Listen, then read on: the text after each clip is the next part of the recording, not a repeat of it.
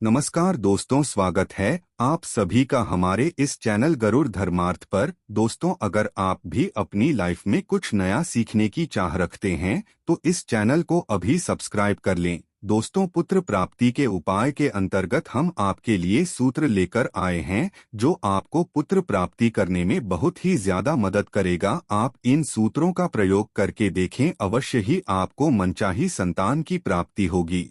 दोस्तों, हमारा मानना है कि जो हमारे ऋषि मुनि हुआ करते थे वह एक प्रकार से प्राचीन समय में वैज्ञानिक हुआ करते थे। यह ऋषि मुनि ही नई नई खोज किया करते थे और उनका संकलन भी अपनी पुस्तकों के करते थे। ऐसे ही हम आज 5 प्राचीन विज्ञानियों के द्वारा पुत्र प्राप्ति के जो सूत्र दिए गए हैं उनके बारे में आपको बताने जा रहे हैं। दोस्तों, इसमें जो सूत्र दिए गए हैं उसमें पुत्र ही नहीं बल्कि यदि आप पुत्री संतान के रूप में चाह रहे हो तो भी आप पुत्री को प्राप्त कर सकते हैं। पुत्र प्राप्ति के लिए तारीख कैसे निकाले, पुत्र प्राप्ति के 100% सही उपाय, पुत्र प्राप्ति के लिए क्या करें, क्या आप भी इस सवालों से परेशान और आपको पुत्र का प्राप्ति नहीं हो रहा है, संतान की प्राप्ति नहीं हो रही है, आपके घर में आपको केवल पुत्री का ही आगमन हो रहा है, वंश को आगे बढ़ाने के लिए घर में पुत्र की प्राप्ति चाहते हैं,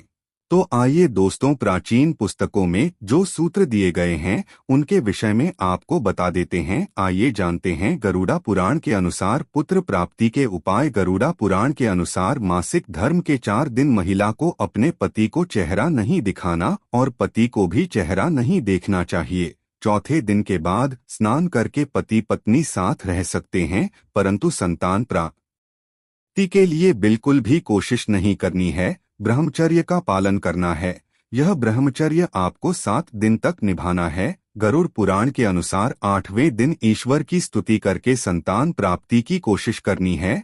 इस दिन से प्राप्त संतान पुत्र होगी। ज्योतिष शास्त्र के अनुसार सूर्य स्थिति से पुत्र प्राप्ति, यही बात एक संस्कृत की पुस्तक सर्वोदय में भी वर्णित है। ज्योतिष शास्त्र के अनुसार सूर्य के उत्तरायण रहने की स्थिति में गर्भ ठहरने पर पुत्र की प्राप्ति होती है। नासिका स्वर निश्चित करके पुत्र प्राप्ति। चंद्रावती ऋषि का कथन है कि लड़का लड़की का जन्म गर्भाधान के समय स्त्री पुरुष के दायां बायां श्वासक्रिया इंगलतु नाड़ी सूर्यस्वर तथा चंद्रस्वर की स्थिति पर निर्भर करता है। पुत्र प्राप्ति के निश्चित दिन सप्ताह में मंगलवार, गुरुवार तथा रविवार पुरुष दिन है। अगर इन दिनों गर्भ ठहरता है तो पुत्र प्राप्ति की संभावना बहुत ज्यादा होती है। बुध और शनिवार नपुंसक दिन है। अर्थ समझदार व्यक्ति को इन दिनों का ध्यान करके ही गर्भाधान करना चाहिए। भगवान अत्रि द्वारा पुत्र प्राप्ति का उपाय 2500 वर्ष पूर्व लिखित चरक संहिता में भगवान अत्रि कुमार के अनुसार पुरुष में वीर्य की सफलता से पुत्र पैदा होता है। कहीं ना कहीं इसका अर्थ यही निकलता है कि अगर महिला पहले चरम उत्कर्ष पर होती है तो पुत्र प्राप्ति की संभावना बढ़ जाती है। सुश्रुत संहिता के अनुसार शुक्ल पक्ष में पुत्र प्राप्ति के उपाय 2000 वर्ष पूर्व के प्रसिद्ध चिकित्सक एवं सर्जन सुश्रुत ने अपनी पुस्तक सुश्रुत संहिता में स्पष्ट लिखा है कि मासिक श्राप के बाद 4, 6, 8, 10, 12, 14 एवं 16वीं रात्रि के गर्भाधान से पुत्र जन्म लेता है, परंतु यह तारीख शुक्ल पक्ष में होनी चाहिए। शुक्ल पक्ष में पुत्र प्राप्ति के उपाय के रूप में यह विधि में बहुत प्रचलित है। शिवा पुराण के अनुसार पुत्र प्राप्ति के उपाय अपनी कुंडली के अनुसार किसी भी शुभ मुहूर्त में, या कुंडली नहीं है तो पंडित के अनुसार किसी भी शुभ मुहूर्त में संतान गोपाल मंत्र के 1.25 लाख जाप शुरू कीजिए। यह जाप आप संकल्प लेकर कीजिए। इसका विधि विधान आप किसी भी ज्ञानी ब्राह्मण से जान सकती है,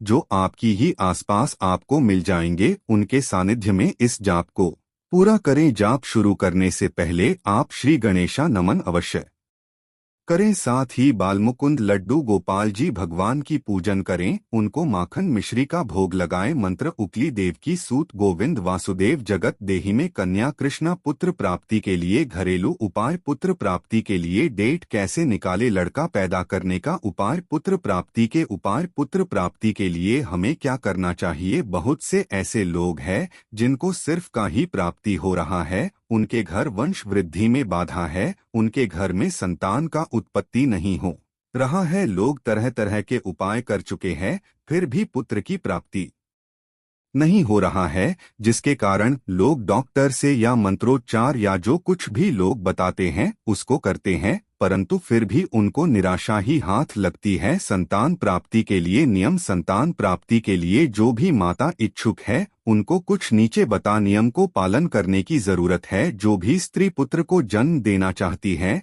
या प्राप्त करना चाहती है उनको विशेष रूप से इस नियम को पालन करना है। जब स्त्री को अशुद्धि अवस्था प्रारंभ होता है उस दिन से इस नियम को शुरू करना है। मान लीजिए कि किसी स्त्री को अशुद्धि अवस्था आज रात्रि 12 बजे के बाद से लेकर कल के रात्रि 12 बजे के पहले तक के बीच में जब शुरू हो रही है उसी दिन से अशुद्धि अवस्था को गिनने का प्रारंभ जाएगा। जैसे किसी स्त्री को आज अशुद्धि अवस्था शुरू हुआ है तो उस दिन से चौथे दिन, छठवें दिन, 8वें दिन, 10वें दिन, 12वें दिन, 14वें दिन, 16वें दिन, 18 दिन को ही गृहस्थ मर्यादा को स्वीकार करना है। इस दिन के अलावा किसी भी दिन आपको गृहस्थ मर्यादा को स्वीकार नहीं करना है।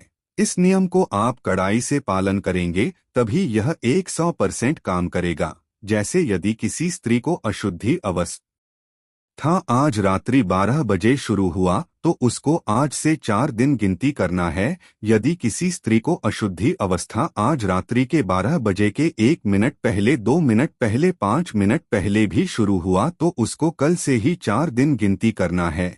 चौथे दिन स्त्री के साथ गृहस्थ मर्यादा को स्वीकार करने से या गृहस्थ मर्यादा को स्वीकार करने से जो पुत्र का प्राप्ति होगा वह पुत्र रोगी तथा जीवन में दुख को ही प्राप्त करेगा।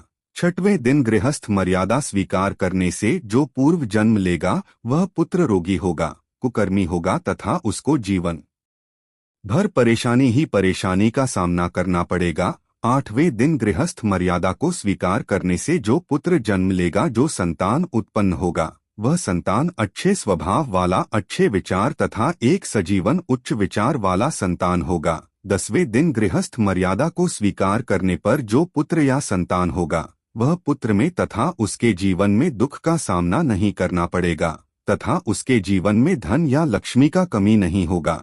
12वें दिन गृहस्थ मर्यादा को स्वीकार करने से जो पुत्र या संतान जन्म लेगा वह पुत्र राजा के समान राजस्वी, तेजस्वी, ओजस्वी, देश के शासन प्रशासन को चलाने वाला एक बहुत ही विद्वान पुत्र संतान होगा। 14वें दिन गृहस्थ मर्यादा को स्वीकार करने से जो पुत्र होगा वह पुत्र ऋषि, महर्षि, धर्मात्मा, पुण्यात्मा, सबसे प्रिय भक्त के समान होगा। उसको अपने जीवन में किसी भी चीज की कमी नहीं होगा तथा उस संतान का नाम पूरे दुनिया में लोग एक अच्छे आदर्श के रूप में जानेंगे। ऐसे ओजस्वी तेजस्वी पुत्र को प्राप्त करने के लिए 12 एवं 14 दिन गृहस्थ मर्यादा को स्वीकार करना चाहिए। गृहस्थ मर्यादा को कब स्वीकार नहीं करना चाहिए? किसी भी स्त्री तथा पुरुष को कुछ दिन वैसे होते हैं जिस दिन के गृहस्थ मर्यादा को स्वीकार नहीं करना, क्योंकि उस दिन स्त्री के साथ गृहस्थ मर्यादा स्वीकार करने से जो पुत्र या पुत्री जन्म लेता है वह बहुत ही कष्टकारी, दुखदायी से भरा हुआ, रोगी तथा चोर डकैत के विचार वाला पुत्र तथा पुत्री का जन्म होता है। अशुद्धि अवस्था जिस दिन शुरू होता है उस दिन से लेकर चौथे दिन, 5वें दिन, 6वें दिन,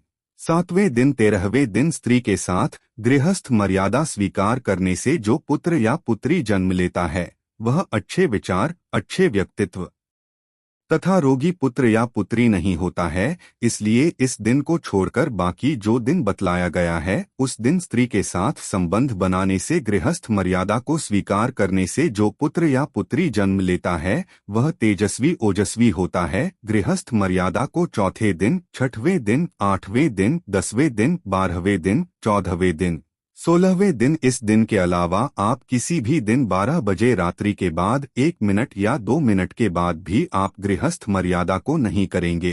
चौथे दिन का मतलब है कि जिस दिन अशुद्धि अवस्था से शुरू हुआ उस दिन से चौथे दिन 12 बजे रात्रि के बाद और उस दिन रात्रि के 12 बजे के पहले के बीच में गृहस्थ मर्यादा को स्वीकार करना है। इसी तरह 6वें दिन, 8वें दिन, 10वें दिन, 12वें दिन, 14वें दिन, 16वें दिन भी गृहस्थ मर्यादा को स्वीकार करना है। आशा है कि आज की इस प्रस्तुति में बताई गई जानकारी आपको अच्छे से समझ आ गई होगी। वीडियो अच्छा लगा हो तो एक लाइक अवश्य कर दें।